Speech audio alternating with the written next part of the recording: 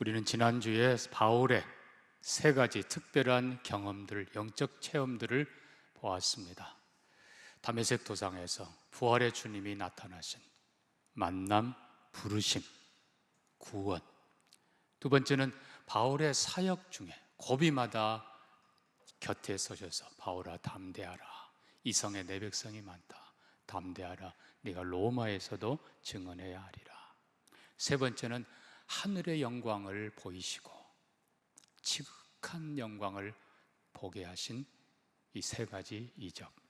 자, 돌아보면은 사실 구약 이스라엘 백성들도 같은 패턴으로 은혜를 누렸습니다.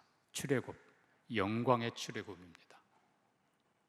그리고 가나안 가기 전에 광야에 길을 걷는 동안에 하나님의 동행, 불과 구름 기둥으로 인도하심, 만나를 먹이시고 보호하심, 그리고 마침내 영광의 약속의 땅 가나안에 들어갑니다. 그래서 출애굽과 가나안과 광야와 가나안, 이 모든 것들 보면 기본적인 패턴이 바울하고도 같고, 또 베드로 요한을 부르실 때도 말씀드린 것처럼 나를 따라오라, 내가 제자가 되게 하리라. 부르심, 그리고 가르쳐 주시고 이적을 보이시고 도우시는 인도하심, 그리고 변화산에서 영광을 보게 하심. 기본적으로 이 패턴이 같아요. 그 말은 결국 우리 성도들에게도 똑같은 은혜와 축복이 되는 줄 믿습니다. 자, 그러면 말씀드린 것처럼 출애굽 한 번에 있었던 사건, 유일한 단회적 사건이지만 그 출애굽의 축복과 은혜는 그의 후손 전체가 다 누린다고 했습니다. 마찬가지로 예수님의 성육신, 그리고 예수님의 이적들, 그리고 예수님의 십자가 죽으신 사건, 그리고 부활의 사건, 단회적인 사건들이지만 베드로 요한으로 하여금 증인이 되게 하시고 모든 사람들에게 분명히 내가 보았다, 그분이시다 소개하게 하고, 마찬가지로 믿는 자들에게 똑같은 은혜와 복을 주십니다. 자, 그게 마찬가지로 바울도 그렇다고 했습니다. 자, 오늘 사도행전 26장은 말씀드린 대로 사도 바울이 9장에 있었던 예수 만난 사건을 22장에서는 유대인들 앞에서 간증하고, 그리고 오늘 26장에서는 이방인 아그리빠 왕 앞에서 간증하는데, 자, 16절 보면 그 목적이 나와 있습니다. 일어나 너의 발로 서라. 내가 네게 나타난 것은 곧 네가 나를 본 일과 장차 내가 네게 나타날 일에 대하여 너로 종과 증인을 삼으려 함이니. 결국 바울에게 특별한 임재, 특별한 계시, 특별한 것을 주시면서 앞으로 많은 유대인과 이방인들에게 증인이 되게 하신다. 그래서 17절 보니까 이스라엘과 이방인들에게서 내가 너를 구원하여 그리고 다시 그들에게 또 보내사 증인이 되게 하십니다. 아까 말씀드린 대로 우리에게 그냥 계속 반복되어 일어나는 일은 아닙니다. 그럴 필요도 없습니다. 직접 부르심이나 간접 부르심이나 똑같은 하나님의 은혜와 복을 믿는 자에게 주십니다. 자, 그러면 우리가 특별히 18절을 유의해서 보면서 우리가 하나님께서 바울에게 주셨던 세 가지 이적, 세 가지 특별한 이적의 목적을 보게 됩니다. 자, 결국은요, 드라마틱하게 우리를 구원으로 부르신 그런 사람도 물론 있습니다. 저희 할머니의 경우에 지난번 말씀드렸습니다만 많은 시련 속에서 하나님께로 돌아왔습니다. 그러나 이제 저는 너무나 편안하게 하나님 안에 있습니다. 제가 꼭 그 고생해야 되는가요? 꼭 해야 돼요? 아니에요. 그러나 은혜와 복은 똑같이 누립니다. 아멘입니까? 자, 목적을 그대로 하나님께서 이루어 가십니다. 다시 얘기합니다. 직접 부르지 않아도 간접으로 부르셨어도, 할머니를 통해서 자손을 부르셨어도 은혜와 축복은 똑같이 동참합니다. 자, 세 가지 축복을, 세 가지 목적을 살펴봅니다. 18절입니다. 첫 번째입니다. 그 눈을 뜨게 하여 어둠에서 빛으로. 이거는 첫 번째 이적에 대한 목적을 말씀하는 겁니다. 자, 사도행전 9장에서는 바울이 해보다 더 밝은 빛에 의해서 그의 눈이 어두워집니다. 그리고 사람들에게 이끌려 다메섹 성으로 들어가고요, 그리고 얼마 후에, 며칠 후에 아나니아라는 신실한 주님의 제자가 옵니다. 그리고는 형제 사울아, 네가 만난 주께서 나를 보내어 너로 다시 보게 한다. 아나니아가 안수하면서 특별히 사울에게 내가 너로 다시 보게 한다. 근데 거기 보면 성령으로 충만하게 하신다라는 말씀이 들어 있습니다. 성령으로 충만하게 하시고 너로 다시 보게 한다. 즉시 바울의 눈에서 비늘 같은 것이 벗겨지면서 다시 보더라. 이 다시 본다, 다시 본다 이렇게 강조하는데, 이거는 단순하게 시력이 회복됐다는 정도가 아니라 영적인 깨달음, 마음의 눈이 열렸다는 것입니다. 그래서 오늘 26장에서는 그 눈을 뜨게 하여, 자, 두 번째 간증 22장에서는 이렇게 표현합니다. 그가 또 이르되 우리 조상들의 하나님이 너를 택하여 너로 하여금 자기 뜻을 알게 하시고, 그 다음에 그 의인을 보게 하시고 그 입에서 나오는 음성을 듣게 하셨으니, 자, 이 부분을 우리가 다시 봅시다. 결국은 하나님께서, 예수님께서 바울을 부르신 목적은, 그리고 특별히 그 눈이 어두워졌다가 비늘이 벗겨지고 다시 보게 된, 이거는 상징적인데 실제이면서 상징입니다. 영적인 깨달음. 그래서 바울의 닫힌 마음을 열어서, 어두운 눈을 열어서, 지금 우리 성경은 그 의인을 이렇게 되어 있는데 옛날 성경은 저 의인 그렇게 되어 있어요. 저 의인을 보게 하시고. 여러분, 이 부분이, 이게 바로 목적입니다. 그러니까 사도 바울은 옛날에 자기가 어떤 사람이었는가, 사도행전 22장에는 유대인들에게 간증할 때는 나는 유대인 중에 유대인이고 히브리인 중에 히브리인이고, 나는 8일 만에 할례를 받은 사람이고, 나는 가말리알 문화에서 성경을 배운 사람, 그 유명한, 다 알고 있는 내가 수제자입니다. 그리고 내가 성전에 대해서 열심을 가졌고 하나님 대해서 열심을 가졌던 사람입니다. 그러니까 이 유대인들에게는 긍정적으로 표현하지만 26장 와서 보면 아그리빠 왕 앞에서는 정반대로 얘기합니다. 나도 나사렛 이단으로 여기고 대적했고 내가 온갖 악한 일을 많이 했습니다. 자, 이 말은 뭡니까? 여러분, 우리가 분명히 기억해야 될 것은 바울이 성경을 많이 배웠습니다. 알았습니다. 그리고 바리새인으로서 철저하게 율법을 지켰습니다. 성전을 위한 열심도 대단했습니다. 하나님을 위한 열심도 대단했습니다. 그러나 바울의 고백으로 나는 눈먼 자였습니다. 왜요? 예수를 몰랐기에. 예수가 누구예요? 하나님의 뜻을 알게 하시고, 하나님의 뜻이 뭐예요? 성경이에요. 성경을 보면서도 성경을 제대로 몰랐어요. 창세기 3장 15절을 펴고도 여자의 후손 몰랐어요. 유월절 어린 양 뭔지 몰랐어요. 성막이 뭔지 몰랐어요. 나는 눈먼 자였어.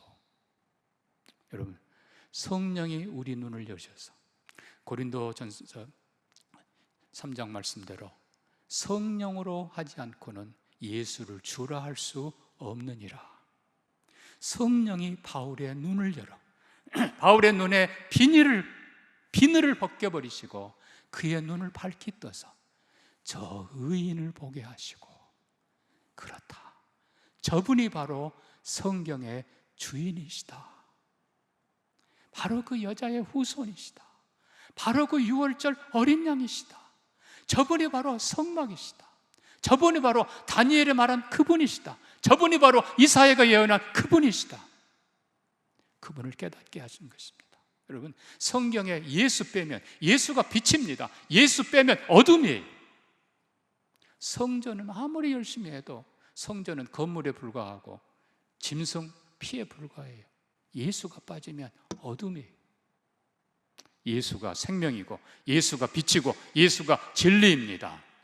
저 의인을 보게 하시고, 여러분, 결국 예수를 바로 깨닫도록 부르신 것입니다. 이것이 구원이에요. 아멘입니까? 이것이 성경이에요. 이것이 성전이고 이것이 할례예요. 여러분, 포피 자른다고 하나님 백성 됩니까? 세례, 왜 세례 받아요? 물로 세례? 그럼 여러분 수영 선수들은 얼마나 거룩하게 해요? 아니잖아요. 예수를 바로 아는 우리가 되기를 축복합니다. 그분이 성령의 주인이시다. 더 나아가서 그분이 의인이시다.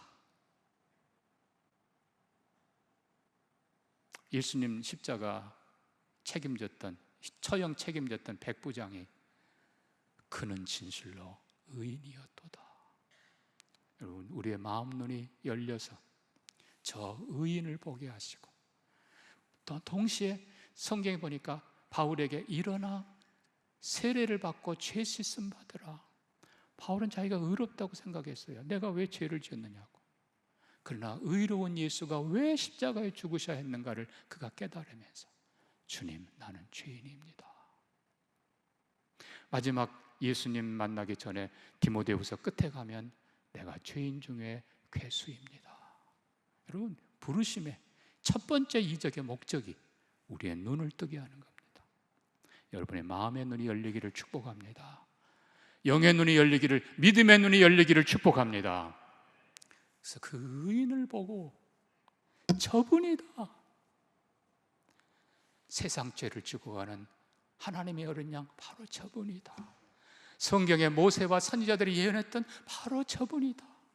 저분이 성전이시고 저분이 우리의 구원이시다. 의로운 예수를 밝히 알고 고백하는 우리가 되기를 축복합니다. 이게 첫 번째 이적의 목적이, 바울의 눈에서 비늘 같은 것이 벗겨졌더라. 예, 그렇습니다, 여러분. 불신의 비늘이, 무지의 비늘이, 교만의 비늘이, 우리가 예수를 대적한 사탄이 씌워놨던 모든 어리석은 비늘들이 다 벗겨지고 밝은 눈으로 우리의 마음 눈을 열어서 예수를 바로 알고 고백하는 여러분 되기를 축복합니다. 여러분, 우리가 참, 유대인들은 편견의 비늘이, 우리 이방인들은 무지의 비늘이, 요즘 우리 시대 사람들은 여러분 이 진화론도 이게 다 비늘이에요. 하나님 보지 못하게 만드는 거예요. 여러분, 수억 년이 지나면 지구가 이렇게 아름답게 돼요? 아니에요. 지구가 얼마나 신비한가요? 여러분, 우리 사람이 아메바에서 수몇억 년 지나면은 사람이 된다고요? 다 거짓말에 있을 수 없어요. 생명이 생명을 낳습니다. 하나님이 하신 거예요. 그래서 첫 번째 이적의 궁극적인 목적은 우리의 눈을 뜨게 하고 저 의인을 보게 하시고 성경을 깨닫게 하시고, 그래, 예수님 바로 그분이다.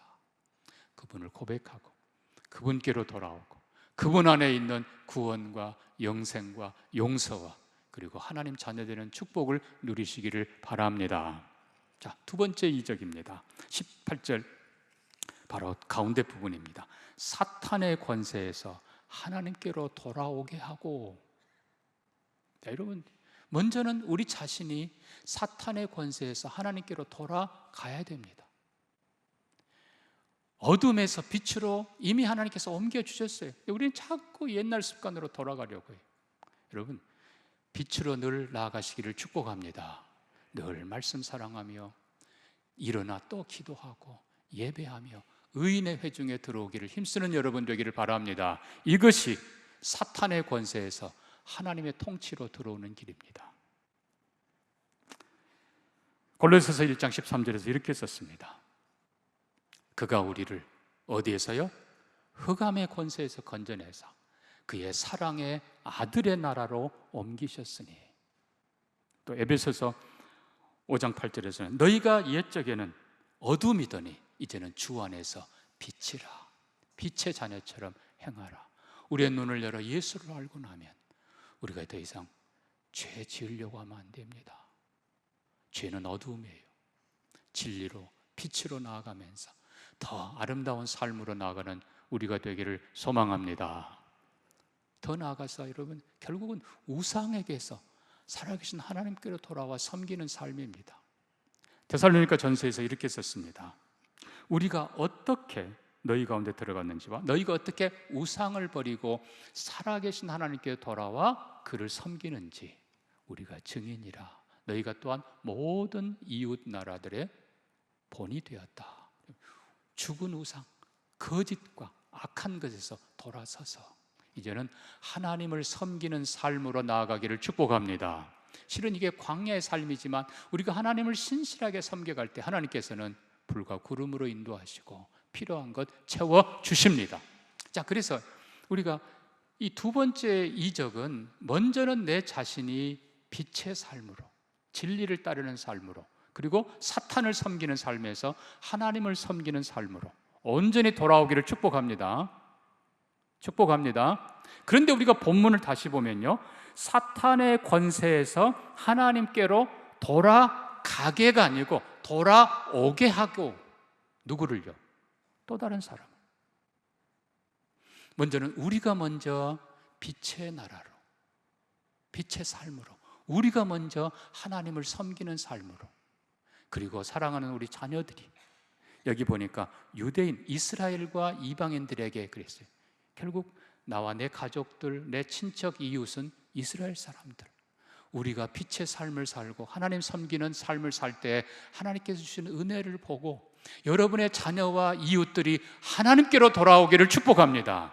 근데 여기서 끝나면 안 돼요. 이방인들도 하나님께 돌아오도록, 이것이 하나님의 뜻이고 이것이 하나님의 처음부터 계획이고 이것이 선지자들이 예언한 것이라.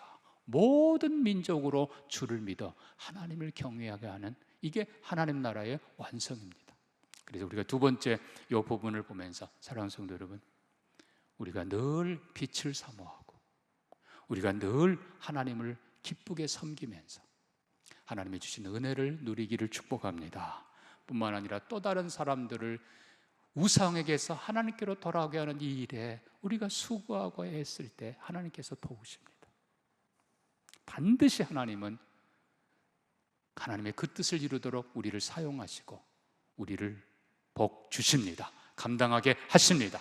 어느 집안이든지 복음에 신실하고 어느 집안이든지 하나님을 신실하게 섬기는 자들 통해서 반드시 그 집안 자녀 손들을 다 하나님께로 인도하시는 것이 하나님의 일이고 하나님의 능력이고 축복인 줄 믿습니다.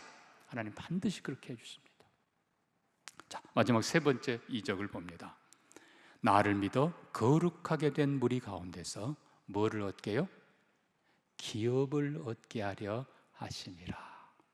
결국 이스라엘 백성들이 출애굽하고 광야에 버리는 것이 아니라 비록 불순종했지만 다음 세대를 이끌고 가나안 땅에 들어가십니다. 가나안 땅에 들어가는데 여러분 그냥 들어가는 게 아니에요. 물론 한편으로는 전쟁하면서 들어갑니다. 근데 마지막 부분 보십시오. 그 약속의 땅을 기업으로 받습니다. 네, 여러분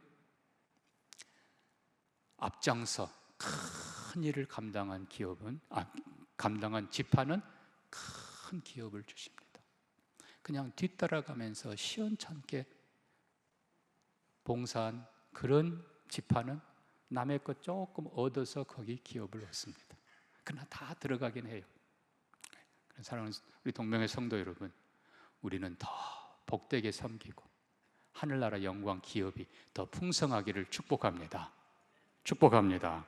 그래서 우리 하나님께서는, 우리 주님은 뭐라고 약속하셨는가? 마가복음 9장 4절 보면요, 너희가 내 이름으로 냉수 한 그릇 준 것도 결단코 상을 잃지 아니하리라. 물론 작은 것 귀하다는 뜻이지만 여러분 중동이라는 그 지역을 생각하셔야 됩니다. 물 얻기가 힘들어요. 어떻게 보면 하루 종일, 그때 당시 하루 종일 다녀도 정말 물 한 컵 마시지 못한 날도 있습니다.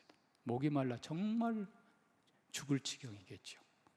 그때 그에게 주는 깨끗한 물 한 그릇, 생명을 살리는 일입니다.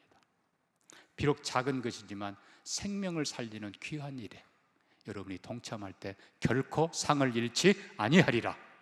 또 마가복음 10장 그 다음 장에는 뭐라고 말씀합니까? 나와 복음을 위하여 집이나 전토나 가족이나 버린 자는 현세에 100배를 받고 핍박을 겸하여 받지만 내세의 영생을 받지 못할 자가 없느니라.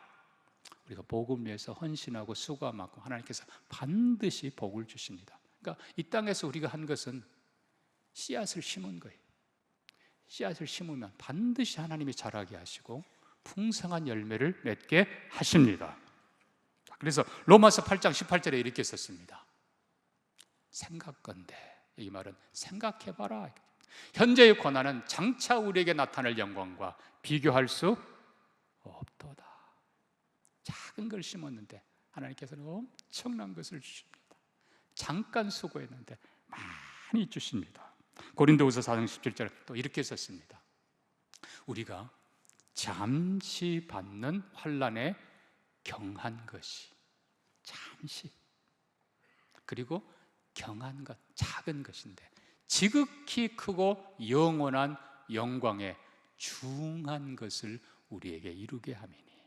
아까 말씀드린 대로 우리는 그냥 씨앗 하나 심었는데, 작은 거 하나 했는데, 우리 주님께서 그것을 크게 쓰시고 영원한 영광으로, 풍성한 것으로, 값진 것으로 갚아 주십니다.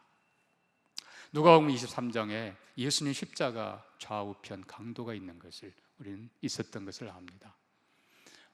다른 복음서에는 그냥 두 강도도 조롱하더라 이렇게 돼 있어요. 근데 누가복음 보면 역사가인 누가는 마지막 부분을 거기다 기록을 더 해놨습니다. 한편 강도가 뭐라고 합니까? 다른 편 강도를 책망합니다. 우리가 받는 보응은 당연한 것이다. 그러나 이 사람은 그 행한 것이 옳지 않은 것이 없느니라. 그리고 예수를 향해서 예수여, 당신의 나라에 들어갈 때 나를 생각해 주소서. 여러분, 이 한쪽 강도를 보십시오. 똑같이 조롱했어요. 그의 눈이 닫혀 있었어요. 그러나 가장 가까이에서 십자가 지신 예수님, 그리고 그 말씀하시는 것, 그리고 흑암이 지나가고 성전 휘장이 찢어지고 이 모든 것을 보면서 그의 마음의 눈이 열립니다. 그렇다, 이분은 의로운 분이다. 나는 마땅한 벌을 받지만 이분은 의로운 분이다. 거기서 끝나지 않습니다. 예수여,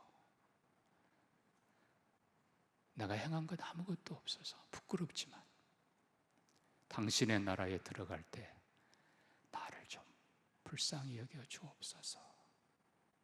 근데 주님 뭐라고 하십니까? 오늘 네가 나와 함께 낙원에 있으리라.